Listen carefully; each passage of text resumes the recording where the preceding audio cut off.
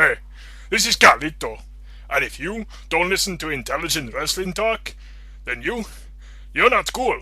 Hey guys, welcome to episode 3 of Intelligent Wrestling Talk. I am Dan Janoff. And this is Anthony Feliciano. And normally what we do for each week, we go through all the episodes of wrestling during the week, and we usually go pretty in-depth with it, but this week we're going to try to simplify it down a little bit, just to make it a bit shorter for everyone, hit the key points from each show. That's right. We're going to take it down a notch. We're going to cut it simpler. Even though Dan and I have a lot of fun talking about wrestling, we can go on for this for hours. Maybe one day when we're locked in a hyperbolic time chamber for Dragon Ball Z, we can definitely talk about it all day, all year. And that doesn't make any sense, but yes, we can. I'm not sure who gets that reference, but anyway. Let's start off with Monday Night Raw. It started off with Vince McMahon and Brad Maddox in the ring. And Vince McMahon had some pretty disparaging remarks to say to Daniel Bryan, and he didn't exactly agree with those statements. Yeah, that's true. And you know what? It seemed like he was also kind of putting Cena a little bit under the bus there, but I think that's just to put Cena a little bit more over, I guess, because maybe he thinks that maybe more kids could be on Cena's side. Is this Vince's heel turn? Is Daniel Bryan going to be a heel? I kind of hope not, but that could just totally ruin momentum. But we definitely see the whole talk about the whole corporate gimmick that's going, the corporate, what is that called? Makeover, right? Yeah. Yeah. So we'll see. Does he have to shave? I hope not, because that's, that they're marketing all those T-shirts now with the beard on it, so I don't know how well that would work. Yeah. But yeah, it was nice to see, because the heel Vince McMahon has always been my favorite Vince McMahon. I never really cared too much for the good guy Vince. Yeah. Yeah, good guy Vince sucks. Yeah, it's kind of boring, kind of plain. I mean, I don't know. I always thought he was just more entertaining as a heel. Yeah, of course. And the walk, too, and everything. Yeah, I love that walk. The little strut that he does. All right, but again, moving into more of the show here, wanted to touch up on this. Kayla and AJ had a match, and after that match, Dolph came out to challenge Big E. Slam, Dolph Ziggler versus Big E. So I don't really know what the hell happened here, but I guess maybe they're going to do it for a mixed tag match? I don't know. I mean, we can only just speculate on that. That's what we need to find out. We need to go out there. We need to investigate. Yeah, we need to get people on the inside giving us information. Yes, and not from dirt sheets. We want it now. We want people to go to the damn headquarters in Connecticut and get it. The information. Yeah, and bring it right to us so we can have all that information. Corporate espionage style. All right, and it was advertised last week for Daniel Bryan to take on Kane, and I gotta say, just about every single match that Daniel Bryan has been in, especially lately, has been pretty superb. Oh yeah, no, he's bringing 5-star quality matches into the ring all the time. Yeah, and he ended up taking the submission. That's right. And then rolled it up into a pin. I hope I'm reading this right to make sure I got my notes okay. Went with a great reversal into a submission/pin. Yeah. That sounds right. Well, yeah, okay. and then Kane, of course, attacks him right after. Yeah, which was just kind of weird. I guess he was just kind of sort of taking out his frustration, and then we saw why his frustration came out, because the Wyatts came sort of out of nowhere and just sort of delivered another message to Kane. Well, my favorite is when Kane immediately tries to go after Bray Wyatt, and Bray's like, oh, shit. Next up. It's like, no. Well, it didn't work. They took Kane out. Yeah, and Bray Wyatt, again, delivers another great promo on him. It's everything they've done so far, at least on on Raw or SmackDown has been pretty good. Oh yeah, absolutely. And I mean, I'd love to see Kane maybe being brainwashed by this cult, maybe being the monster heel that he is. We keep talking about it, but we'd still like to see that happen, even if it's obvious. I mean, who knows? I mean, I would love to see Kane go back to the monster that he was. Absolutely. I mean, that's where his character originated from. That's where his character really makes the most sense. That's right. All right, and then we had R-Truth versus Curtis Axel. The match itself really wasn't that significant, but what was significant was CM Punk going after Paul Heyman, and Curtis pretty much just trying to swerve him off. Yeah, that was interesting because one, I honestly just didn't see an R-Truth versus Curtis Axel match coming, but Yeah. But definitely Punk coming out though, trying to attack Heyman was smart. Since I guess maybe doing another promo might have been too obvious. So maybe going for a little bit of a more action chase kind of thing would help heighten the mood of this feud a little more. Yeah. And then not too long after that, we saw a backstage segment where we had Vince, Triple H, and Stephanie. They were all talking about Daniel Bryan, and then Stephanie comes out of nowhere. We kind of spoke about this earlier, about giving Daniel Bryan a corporate makeover. No! I think everybody will agree with that, because you think corporate makeover with Daniel Bryan, you think, suit, you think he's all shaved, his hair's like cut all short. I mean, no, I'm sorry, like Triple H. Exactly, But I do think Triple H still has his little facial hair going. So. Oh yeah, of course. So we'll I guess we'll see how that goes as far as next week. Now we're going to go into the end of the show, where it was the ridiculous amount of tables match with John Cena versus Ryback, and a lot of those tables, I guess, were kind of just for show, because they didn't even touch them every time they went to get a new table. Like, let's go under a ring because there's not enough tables on the rampway.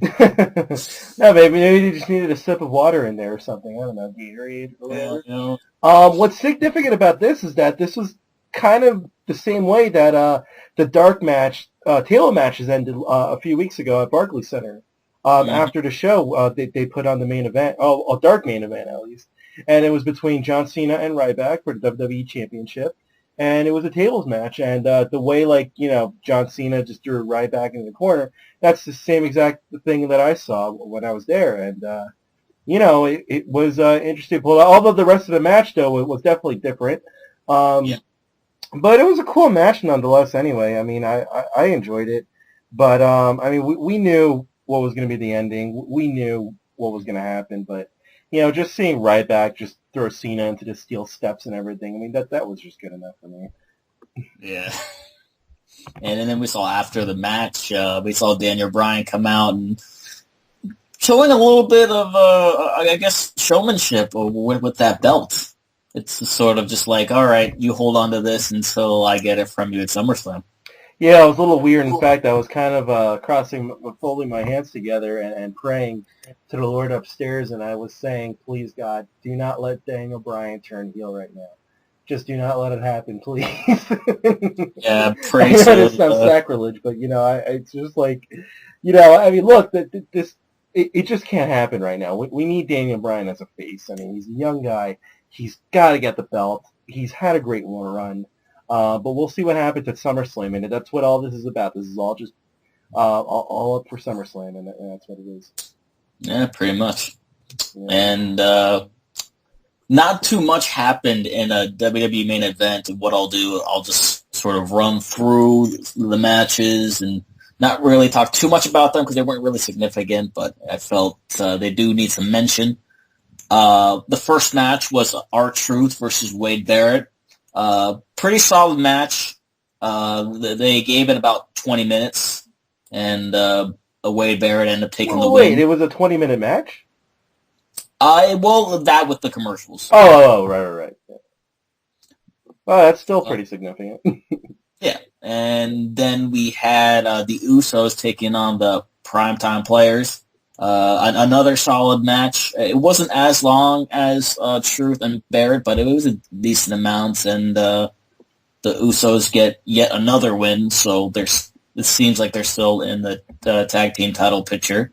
Mm. And then it ended off with a bit of a squash match between Mark Henry and Drew McIntyre. Oh, poor Drew McIntyre. Yeah, it's Poor Drew. it's just not getting any better for him at all. All right, moving. But you were the chosen one. You were supposed to destroy the 3MB, the 1MB, not join them. Another failed push. But anyway, moving into NXT, this was a fairly entertaining show. One of the first things I want to mention, next week there's going to be a match. I guess it's some sort of match. They called it a dance battle. Between Emma and Summer Rae, and the winner of that match will get a shot at Paige's Divas Championship. So that'll be fairly interesting. I'm sure there's going to be a lot of shenanigans and whatnot with that. I wonder what song they're going to pick for this dance of theirs. I really don't know. I mean, I'm not even sure there's going to be any sort of song involved. I'm not really sure where they're going to be going with it. So, hey, you think Paige is going to come out with a little dance move too? I don't think so. It's not really her thing. Alright, yeah. All right. Anyway, the next point to talk about was Mickey Keegan and Aiden English taking on the Wyatt family, and this wasn't really so much of a match, but more of a squash match, I guess you could say. It ended fairly quickly. Bray Wyatt delivered a pretty powerful promo saying things like he's going to change the world and bring the system down. And one thing I really like about the NXT crowd is they do a lot of chants. Like they do, it kind of reminds me a bit of a TNA's crowd where they would randomly just do all these random chants. And it got to the point where the crowd started chanting, "Bring it down, bring it down." We'll bring the system down thing, and he said that was just going to be the last time he's going to be on NXT for now, which means there's going to be, at least to me, there's going to be much more of an impact on Raw and SmackDown, so that's going to be fun to watch. Well, I think that's going to be a good thing, because unlike, Bo Dallas that was there, also for, main roster for a bit, even now we get to see, I guess that this is going to be the official shift then from the Wyatt family to the main shows then, and maybe they'll go back for like 1 or 2 episodes maybe, but I don't know. It looks like this one's going to be it because unlike Bo Dallas, he went back, Yeah. So, yeah. All right, sounds good. Yeah. And the next thing to talk about, which I thought was fairly interesting, the match itself was really the focal point here, was Corey Graves, who's one half of the NXT Tag Team Champions, taking on a guy named Scott Dawson. And Corey Graves' tag team partner was out there with him. And Corey Graves ended up getting the win. And then just completely out of nowhere, you hear the Shield's music hit. Really? Yeah, and the crowd went absolutely nuts. That's funny. And their reasoning for coming out is Seth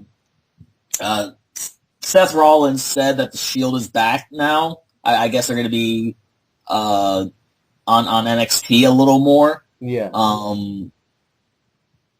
And they reminded them of the last time that they were there, because they were feuded with both the guys in the tag team for a while, and then Dean called his partner a thief, pretty much referencing because Cassius Ono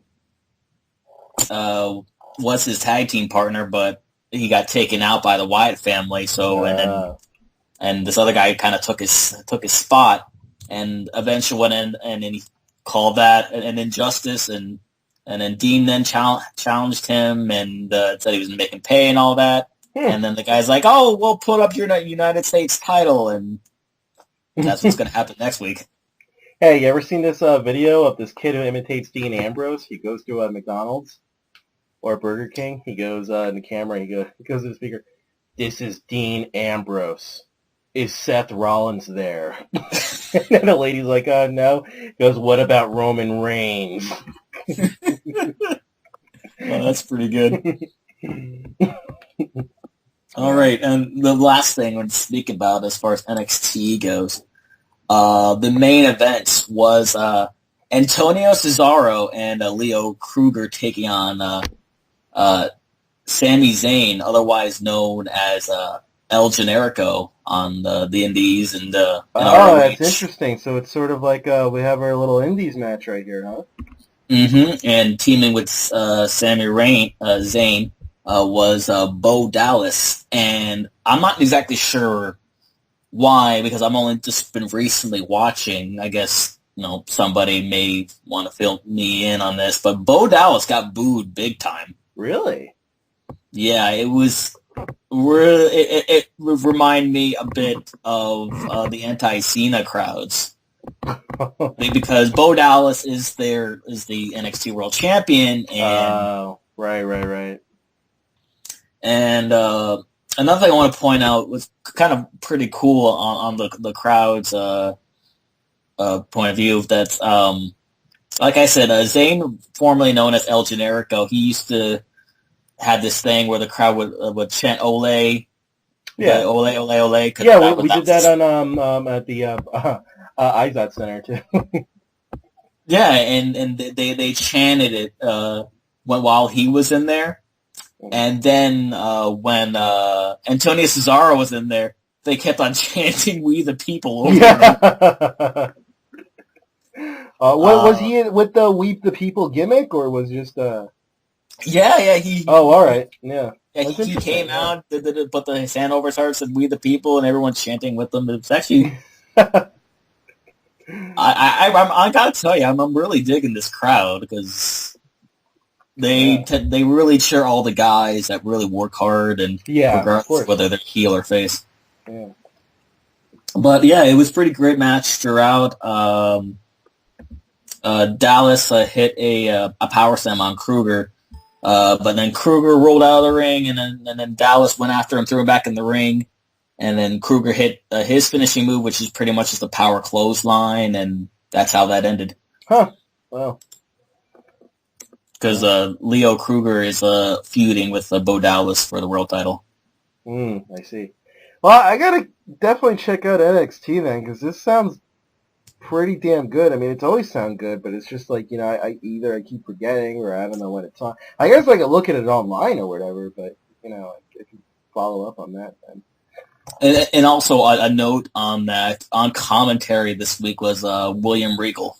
Oh, and he usually commentates on that too, so yeah, it's pretty good. Pretty good. Man. All right, moving into TNA. We already know the obvious, so I guess we'll just go through to get up to that point. First, talk about the champion versus champion match. Yeah, this was a huge shock to me. I thought this was going to be a main event match, actually, but it's actually stuck in the... It was in the middle of the show, and it was actually, I think, 10 o'clock in the dot around there. It was a great match, though, because and you also got a "This is awesome" chant going on, but they both gave it their all. It was they entertained the crowd. They did what they were supposed to do. But I thought this was going to be main event. Now it kind of made the world heavyweight belt look more... not as much a heavyweight belt, but then, of course, we're probably going to see why then after a few matches later, when AJ Styles and Austin Aries actually puts on a really good show-stealing performance as well. So, you know, I mean, I guess you could justify either or. But either way, I mean, this was a pretty good episode too. I mean, we're going to talk about Tito a little last on TNA, but you know, these were definitely two match of the nights actually for me. But I mean, don't get me wrong though, I definitely prefer the AJ Styles and Austin Aries matches. That was really good. Yeah, then you just spoke about it, so I guess we'll get into that too. Mm-hmm. The match was great. I thought it was a bit of an odd finish with both the wrestlers just laying there with their arms stripped over each other and Austin just picking up his shoulder. It kind of seemed like they couldn't really think of another clean way for AJ not to look so bad, I guess. Yeah. I wasn't really too sure with that finish, but yeah, let's move into right before Tito comes out. It was mentioned earlier that the Main Event Mafia had a bit of an offer for Aces and Eights, and basically what that offer is going to be a 5-on-5 match on Hardcore Justice, and whoever gets pinned from either team will leave the company. Yeah, this is an interesting bet, I guess, or wager. I mean, I don't know why the Aces would do that, but it's the storyline, I guess, so we don't question why characters do what they do in wrestling. Yeah. Lord of the Rings, you know, this isn't The Godfather. You know, so, anyway. Yeah, I wonder if they're, I guess the Aces is just going to lose. I mean, they did say that this is going to be around the time when, or at least from this summer, that the Aces is supposed to be sort of disbanded. Clearly, we kind of have been seeing that with the whole contract negotiations by losing Doc and losing Ortilo Brown and yeah, was there another guy that left from me? I don't remember. No, I don't know. Anyway, so yeah, but you know, I think I hope the Main Event Mafia wins. I think this Aces storyline has been killing TNA for a while too. Nobody really wants to see this faction. Granted, they got some fans and all that. They do deliver some good stuff, but you know, it's like how many times are we really going to see the whole big bad guy faction? You know, it's tiring now. We want to get over it. So hopefully, there's a good outcome from all this. Yeah, you know, we'll I guess we'll have to wait and see where that goes. All right. Now to get into the major story from the night. It's been talked about for about a week now about this August 1st warning. Yep. And wow, it was bad. Because you know, you're so neutral throughout the show and all these other places, but then you admit that this is so bad. That's just telling you what this is all about. I mean, it really was. I mean, it's. I mean, I guess it does have to do with who it was, but the fact that there was, when it happened, the light went out for maybe a couple of seconds. It wasn't that long. It's The Undertaker. What's he doing here? Yeah, you know, and then there was no build-up whatsoever. If Mike Tenay didn't say, "Oh, this is the August 1st warning," I would have regardless. Because there was no, I mean, they could have played that video over again and then have Tito come out. But no, they just went black, and they're like, oh, here's Tito Ortiz. It was just like Sting's return in January. No, it's actually worse than Sting's return because he didn't even do anything. In fact, the reveal, and I looked at my laptop at the clock, right? It said 11 p.m., which means, like, you know, that's when the show usually ends. And that's when my friend texted me, and he said, my buddy X2J from Pro Wrestling World, and he says, dude, I just got home. Did they reveal, is Tito the thing? Did they reveal it? I was like, man, you know what? Not yet. But then, like, the last, 30 seconds, 11:01 or something, he comes out. I'm like, what? And I didn't even know who the guy was. I thought for sure they were going to bring out Adam Pearce, because that's what it seemed like.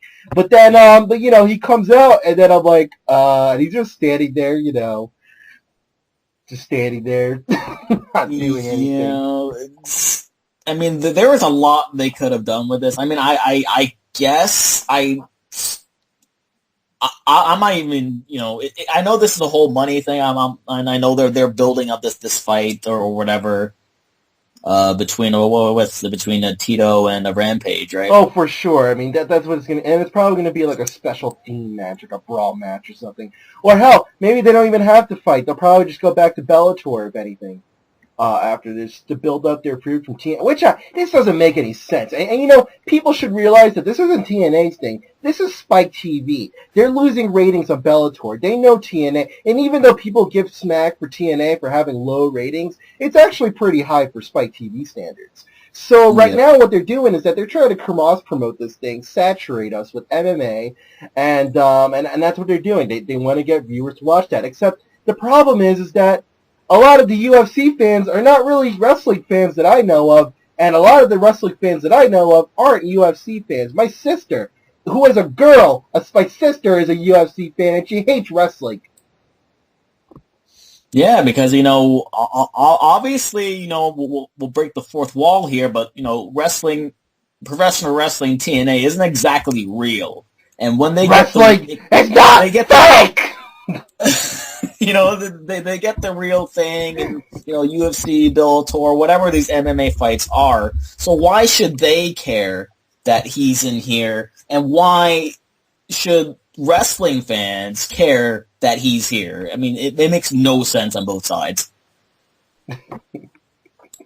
All right. Let's move away from that before I get any more upset there.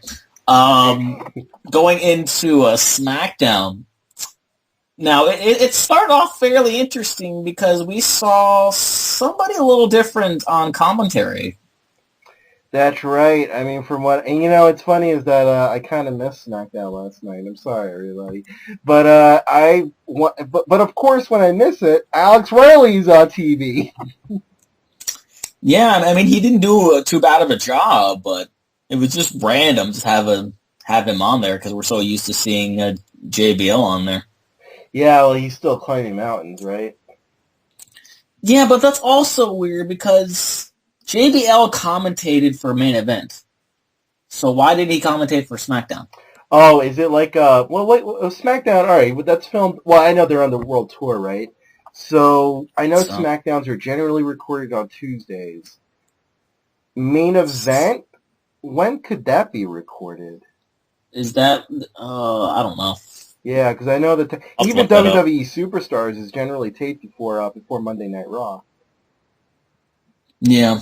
So I don't know. I guess we'll have to look more into that. Yeah, we're going to figure this out. Yeah. Anyway, the show started off with Alberto Del Rio, and he was pretty much given the same opportunity as John Cena was to pick his opponent. And he ran through like these list of guys that are already doing stuff. And first he comes up with picking Ricardo Rodriguez, which was, quite a surprise because he's the heel. So, of course, he's going to pick somebody fairly easy to beat. And then Vicky comes out, voices her displeasure. And then Del Rio's like, look, I'll pick another guy. How about the Brooklyn Brawler? And that's where she decided to have a plan B and have a triple threat match to determine who was going to face him. It's going to be RVD versus Christian versus Randy Orton. Yeah. So that's a little bit of a sneak peek into the main event. Before we get into the main event, there's not really too much happened, but I guess this was a little significant. Kaitlyn had her match against AJ since she beat her on Raw, and Layla came out with her and kind of screwed her over. Yeah, I heard that there was a little Via distraction going on over here, so could this be a moment of betrayal, a moment of a heel turn? But then, of course, that means, what the hell reason could she have to do that? And I know I said earlier that we should never question the wrestlers' decision-making processes because, they talk a lot, they got problems, they need to wrestle out, they need to fight out their aggression, but, this just doesn't make any sense. No, it's just a random heel turn, and my guess is that Kaitlyn will go away from AJ, go with Layla, and that also leaves the question of who's going to feud with AJ. So that's, that's that. So moving on into the triple threat match, Yeah. And I gotta say, it was you missed a pretty good match here, man. There's a lot of good moments in the match. There was one match where Rob Van Dam does his Rolling Thunder, and he ended up doing it right into a Randy Orton power slam, which is pretty cool to see.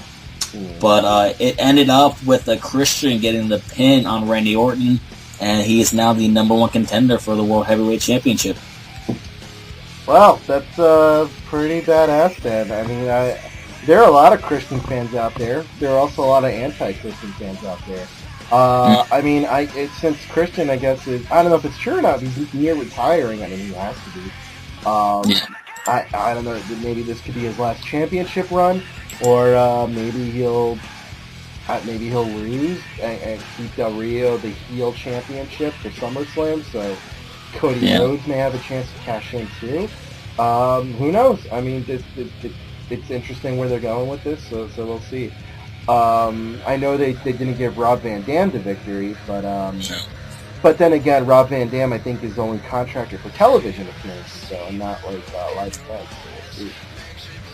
Yeah, and that does it for the recap of this week.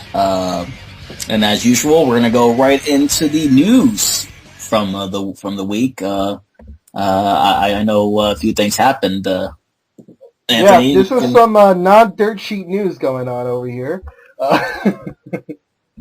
We got Kurt Angle on a bit of a bind here, huh? We got a little bit of the DUI going on with him and his I guess situation or whatever it is, and this is his fourth arrest for for drinking related arrest at least.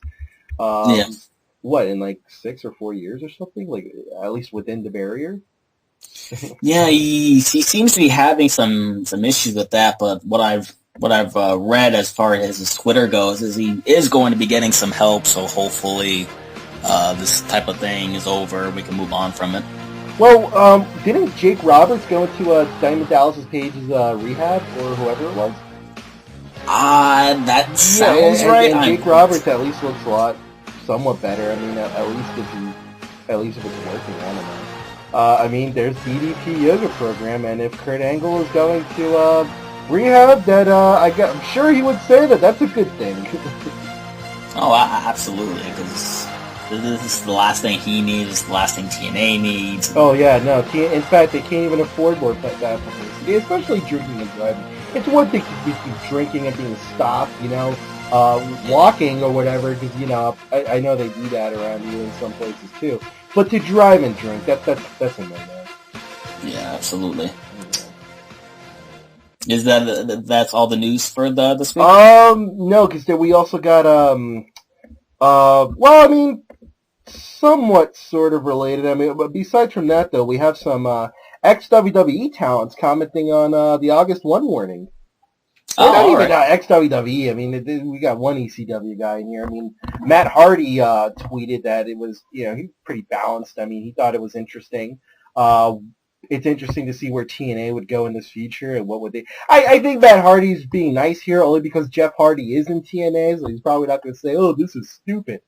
Tommy Dreamer said, and I quote, "Wow, in a bad, confusing way, 2 good matches with lame finishes, then the reveal? TNA actually had a split second of buzz. Way to ruin it. So bad." Bob Holly said exactly what I theorized, and he said all this is just to promote the fight for the Bellator between Tito and Rampage. It does nothing for TNA. And it really doesn't. It just wastes airtime from other wrestlers. Yeah, I mean, it really does. It takes away from those storylines, and it puts more into something that really has little to nothing to do with TNA. No, and you know what else has nothing to do with this show? Me talking about Ryback real quick. I was looking through comments, right? And all these people are hating on Ryback, claiming that he's safe or unsafe. Now, I did a little Googling while I was trying to search for news that weren't dirt sheets. Well, guess what, assholes? Oh, that's not intelligent. See, I'm angry. There was an interview with one independent job. I forgot who it is, but he said that Ryback was actually a blast to work with, and he was very safe. He disclaimed all the rumors that he's an a-hole. He says it's all completely false, and he said that Ryback is a nice guy. And this is why Ryback is kind of cool. I mean, it's heel or face, he does his job.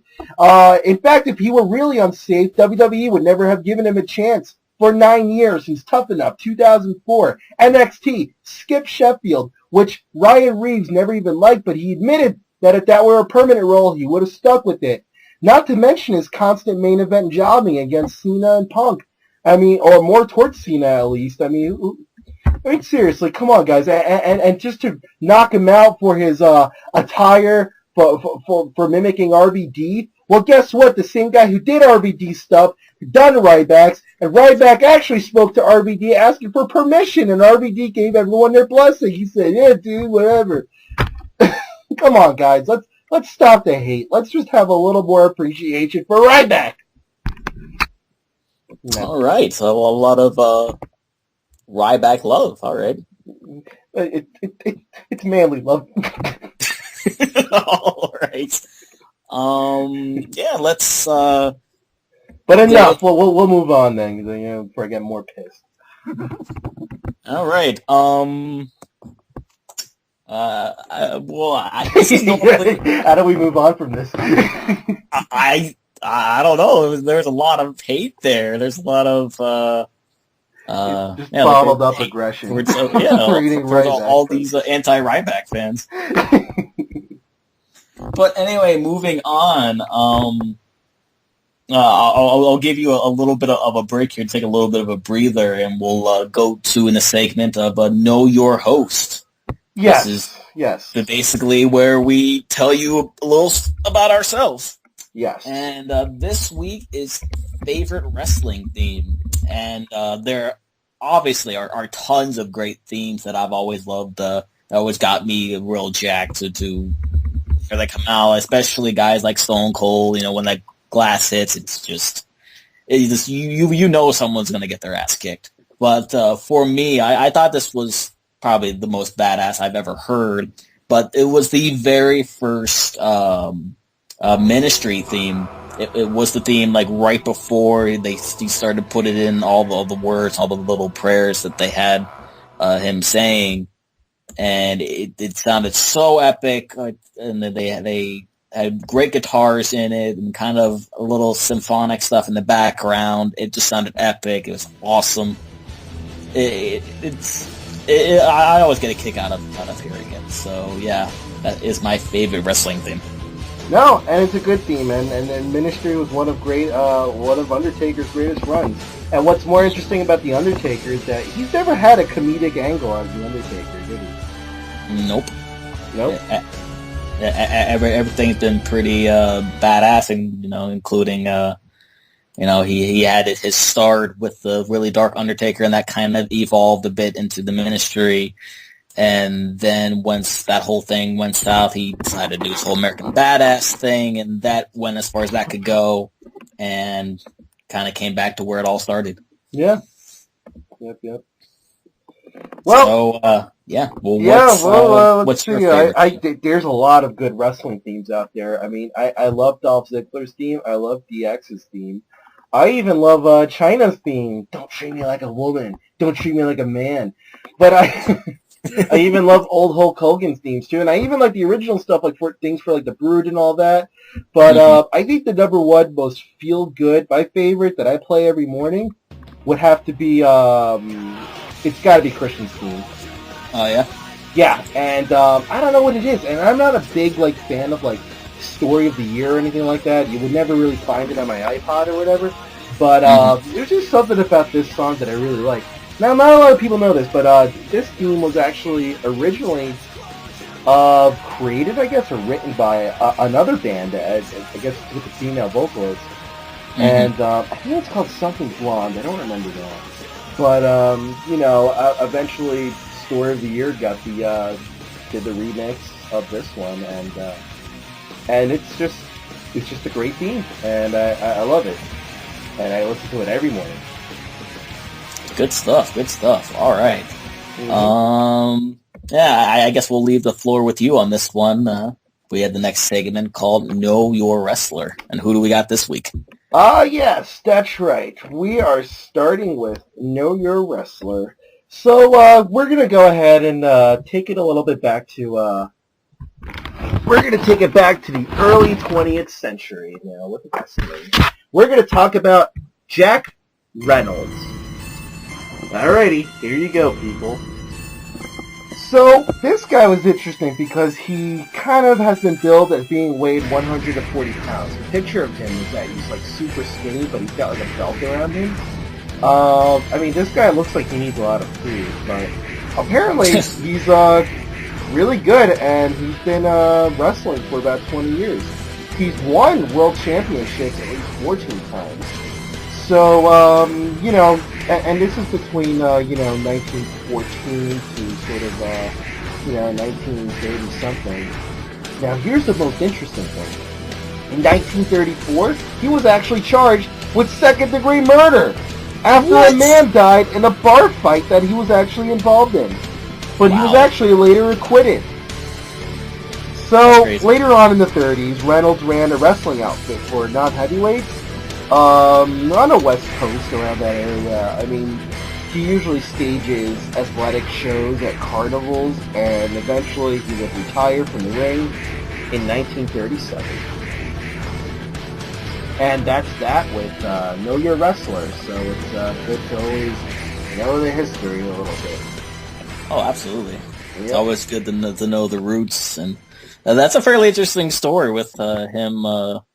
Yeah, especially the second degree thing. I mean, you would never recover from that. And the fact that he retires in 1937, I mean, if this was WWE, if someone is charged, let alone charged with pot or something, that's it. Yeah. Well, I mean, maybe not so much now with, you know, Jack Swagger, but if you had, like, some sort of conviction like this, I mean, this is very hard to get out of. And, you know, wrestling companies hate bad publicity. Yeah. And they always try to distance themselves from that, anything sort of negative. But yeah, that's some pretty cool stuff. Always looking forward to hearing more new information on the history of wrestling. No, you're not. What's that? No, you're not. Hey, I'm trying to be nice here. All right. All right. Moving on. We're gonna get into the questions. Now, these questions come from our Facebook group. You can always find us. Just search Intelligent Wrestling Talk. We have a little topic set up about 12 to 24 hours beforehand so everyone can get in their questions so they can also be a part of the show. So the first question comes from Jade Lowe. Simple question. Where is the answer for WWE's struggling Divas division? Paige? Natalya? Right now, they seem to have AJ, and that's about it. Yeah, and I guess that's because AJ is, I mean, let's face it, she is the fan favorite out of all the divas currently in the main roster. Yeah, you got Natalya in there as well. In fact, I remember when a lot of people were actually really hyping up for the Bella Twins, but then when they happened, it seems to have died down. We don't know where their answer is, but we know that it all lies in NXT Divas divisions. So, I mean, I think that's going to really kick up. And I think this is more of Triple H's doing, if you really think about it, trying to push push this area a lot. And hopefully, if Paige gets in WWE, I think we're going to see a change. Yeah, there's a nice, good crop of divas in NXT. You know, you mentioned Paige. There's also Emma, who I mentioned. So Summer Rae also is a decent wrestler down there. You also have Ric Flair's daughter, Charlotte, who wrestles down there. So, and you'll also have Tamina Snuka in there too. Yeah, and from what we've seen, she's a powerhouse. Absolutely, and that's kind of one thing they're lacking right now. Yeah. All right, moving on here. The next question from Anthony Sting. Do you think that bringing Tito Ortiz to TNA is the debut of the end for TNA for you? And what could bring TNA on its feet again? And what do you think about the partnership with the Federation of Kenji Muto? All right. Well, first, I think that we're gonna have the KJ Muto thing. I think that's New Japan Pro, right? I'm not sure what their relationship is between TNA and New Japan. I know wrestlers get exchanged through there as well. I think one of the Dudley Boys was in New Japan Pro, right? I don't really follow it that closely.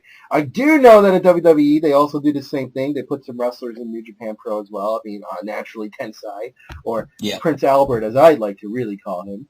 But other than that, though, as for the end of TNA, no, I don't think so. I do think that it is a huge mistake, and I don't think, I think, I don't know if they can recover from that mistake, but it's certainly not the end. As I said, it's just to promote Bellator. Maybe it's more for the end of MMA Bellator, probably, but as for TNA wrestling, no, I don't think so. Yeah, I mean, they've definitely survived worse. I mean, they even did things to where they went head-to-head with the WWE, which is, I guess you could say, something they had to do at the time, but they lost a lot of money from that. But if they can recover from that, I mean, this is no big deal in comparison. And keep in mind, we still had some great matches in TNA last Thursday, too. It was just this F-up right here with the August 1 warning that was totally missed out, and that's what totally outweighed. You see, that's what the interesting thing about wrestling is, that one bad decision can actually outweigh all the good ones. That is true as well. Yep. All right, moving on. Michelle Turner asks, do you think WWE is helping ROH like they helped ECW back in the day? There's definitely some sort of deal happening between them. Yeah, I mean, let's face it. I mean, all the top guys at WWE are from Ring of Honor. Yeah, I mean, you have guys like Punk, like Bryan, Seth Rollins, who was of course, known as Tyler Black before he got there. And we have like pretty much 90% of the people in NXT as well from Ring of Honor as well. I think with Ring of Honor is that I think it's so like big of an indie promotion that I guess it's just natural for a talent scout to go there and see what's happening. You know, who's in, who's not. I don't think Dean Ambrose was a Ring of Honor, was he? He was in CZW. But as far as I'm concerned, though, I don't think there's a visible deal, but it would have put it past me if WWE is paying the promotion saying, hey, listen, this is the top guy that you have there. Let's negotiate something. I want to contract out this wrestler. What can we pay you? I know he's your top guy because you're going to lose some money if you lose this guy. So what can we do to compensate this? I think there's probably a financial deal when they obtain a wrestler from there, no doubt. Yeah, and I also think there's much more of a deal working out because whenever you see some wrestler that came from ROH who's having, a really big impact, ROH likes to market their DVDs around that. Yes, that's right. That is right. Like when the whole Summer of Punk thing happened, ROH was marketing their DVDs around that. When Daniel Bryan had his World Heavyweight Championship run, they had a few DVDs marked around him. Yep. So, I mean, there's definitely some sort of partnership there.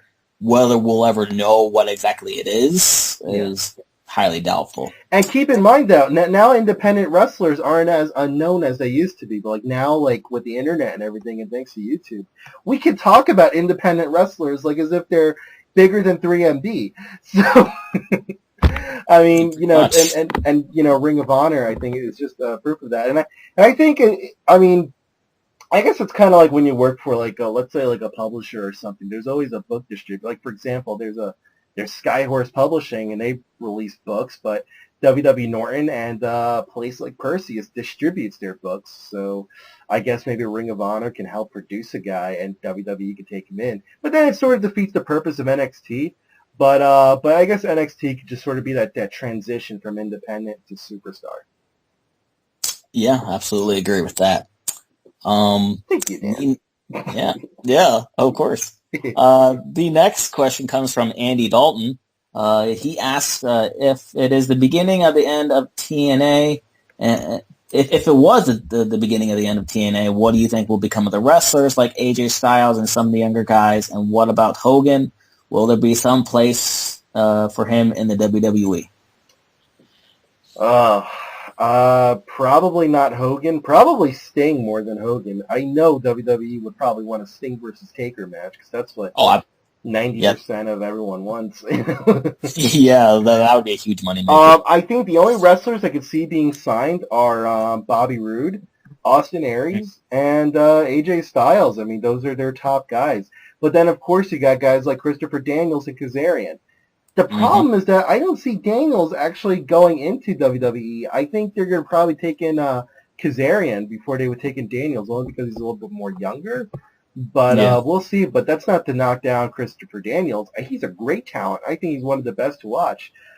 Jeff Hardy, I don't know. That could be a maybe, but we'll see. But with the whole traveling thing, maybe they could book him as an RVD type, Yeah, and I mean, and also it's not just the WWE where they can go to. They can go to a place like ROH, and you mentioned earlier about New Japan. Or even New Japan, and these indie promotions are more known now. It's not like before, like, oh, I never heard of those places. Now it's all brought to life. So now hopefully this increases competition between all of the companies, and we can get more of a variety of products out there to watch. Yeah. And the last question comes from Shaun Spex. He asks, do you think WWE could hold proper reunion shows like TNA instead of just a 5-minute cameo? I'm gonna let you answer this one first because I love Shaun Spex, but let me try to understand the question. So I'm gonna let you go first. I personally don't mind them. I think what he meant was like around like the whole hardcore justice thing. They did that whole tribute and reunion for ECW,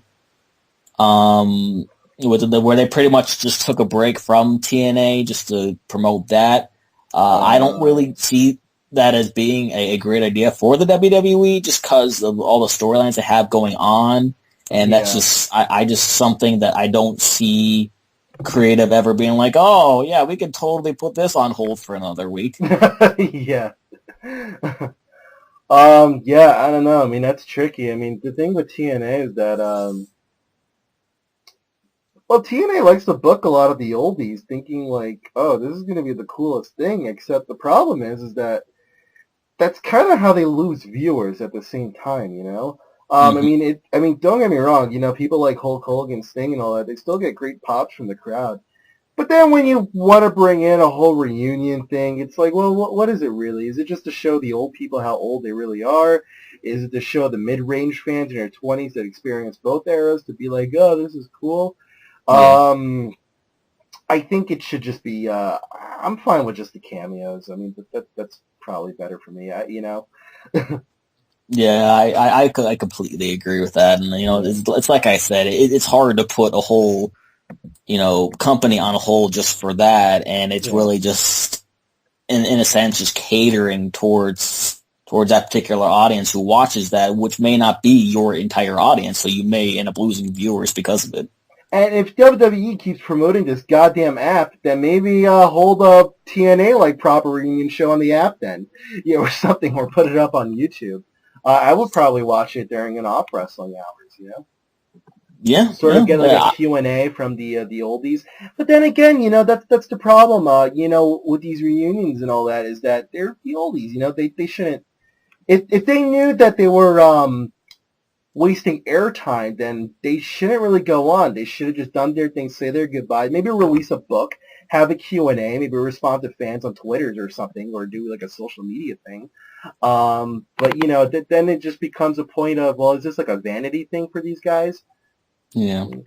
And I mean, and in WWE kind of, they do give their props to them because they release these DVDs for them, these really long, in-depth DVDs where they interview all these guys. I mean, I don't really see them really needing more than that, to be honest with you. And plus, you've had some successes in WWE, like when they bring back Road Dogg and Billy Gunn. Yeah, that was cool on its own. But at the end, when they did the whole, I think Mick Foley, Bret Hart thing between The Rock and all of that, we don't need that. Yeah, I totally agree with that. Yeah, and that concludes all the questions. I want to thank everybody for submitting all their questions. It's always awesome to hear from you guys. As always, if you haven't subscribed already, please do, so you'll know before I end up throwing this up in the group that we have a new video up. We are going to be doing top 10s in the future, so look around for that. Yeah. And yeah, and you can also comment on this video too. This kind of what I'm trying to do is kind of doing like a little sort of cross thing of having the audience in Facebook commenting on videos on YouTube, creating conversation in there, kind of like we do on Facebook. Yeah. And yeah, Anthony, you have anything to add? No. Really? No, but we always appreciate the viewership.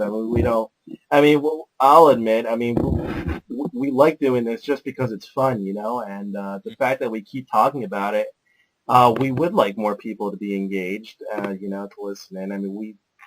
There's just so much to discuss about wrestling, Whereas, I don't know what it is. When I talk about video games, it's always the same, okay, why make the new Call of Duty like this? The same. Why make Pokemon again with using the same 8-bit voices? At least with wrestling, you're having fun talking about it, and there's so much you could talk about. The history, and it's a predetermined sport, and we're all talking about it like it's the damn, nuclear science thingy or something. I don't know. I think we get what you're trying to say, because there's always something new going on. Because the wrestling has been on television since, oh God, I don't even want to guess. Well, what even exactly wrestling itself has been around for a while. We got, even with the gladiators and crap like that. That's sort of a form of wrestling, Yeah. Could you imagine what their Titantrons must look like in ancient Greece? Yeah, I think so. They probably got actors working up there. Reenacting all the top wrestling stuff. The special move, the spear, that could literally be just a spear going through your heart. Mm-hmm. Yep.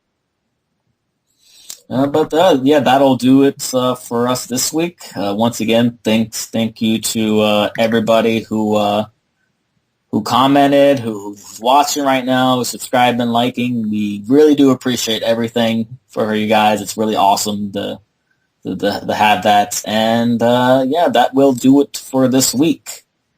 And I want everybody to remember there is only one way to talk wrestling. Intelligently.